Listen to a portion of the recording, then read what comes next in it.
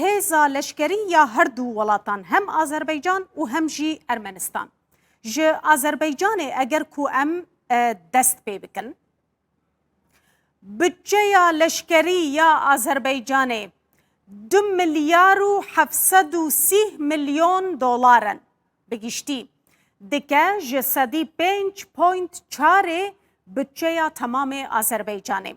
Ya Ermenistanê 500 milyon dolar bütçeya giştî ew jî dike ji sedî 4.7 ya tamamê dahata wî welatî. Niha jî hejmara leşkerên wan em ê binêrin, yên Azerbaycanê 66,940 leşkerên çalak in. Yên Ermenistanê li hemberî wê 45,000 leşkerên çalak yên çekdar dibin çekan de niha dikarin şer bikin. Yên Ermenistanê 210,000 leşkerên yedek jî hene amade ne bo herkêlî werin şer bikin. Yên Azerbaycanê jî 300,000 leşkerên yedek amade ne. Hejmara tankên wan em binêrin ka çendin ji ber ku hêzeke girîng e. Azerbaycan 665 tankên wan hene, li hemberî wê 529 tankên Ermenistanê hene, gelekî ji yên Azerbaycanê kêmtirin. Niha jî em binêrin hejmara otomobîlên zirxî çendin li her du welatan. Yên Ermenistanê 1000 otomobîlên zirxî ne, yên Azerbaycanê jî 1637 otomobîlin. Em ê niha jî berê xwe bidin hejmara balefirên wan çendin hêza asmanî. Yên Azerbaycanê 29 balefirên wan hene, li hemberî wê yên Ermenistanê 13 balefirên şer hene dikarin beşdariyê bi awayekî çalak di vî şerî de bikin.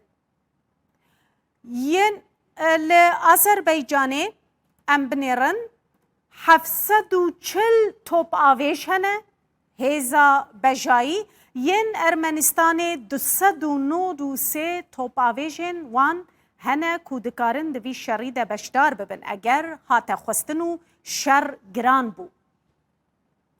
Niha jî em ê binêrin ka hejmara helîkopterên wan çendin.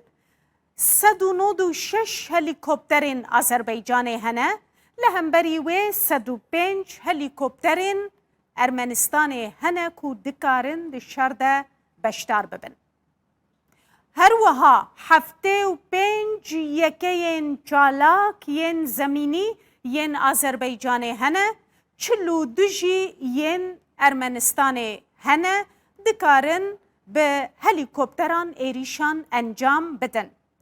Di dawiyê de jî em ê li hêzên wan yên deryayî binerin, yêvan her du welatên ku niha şer dikin. Azerbaycan xwediyê 4 keştiyên jêrderyayî yê bin avê ye, li beramberî vê Ermenistan ji ber ku peravên wê yên deryayî tune ne, tu keştiyeke we yan keştiyeke wê yan jî hêzeke wê ya deryayî nîne.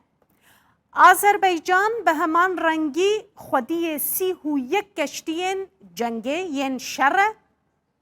Ermenistan li hemberî wê weke me got tu hêzeke wê yan jî keştiyeke wê ya deryayî nîne ji ber ku peravên wê li gel deryayê nînin. Ev hêza her du welatan ya serbasî bû.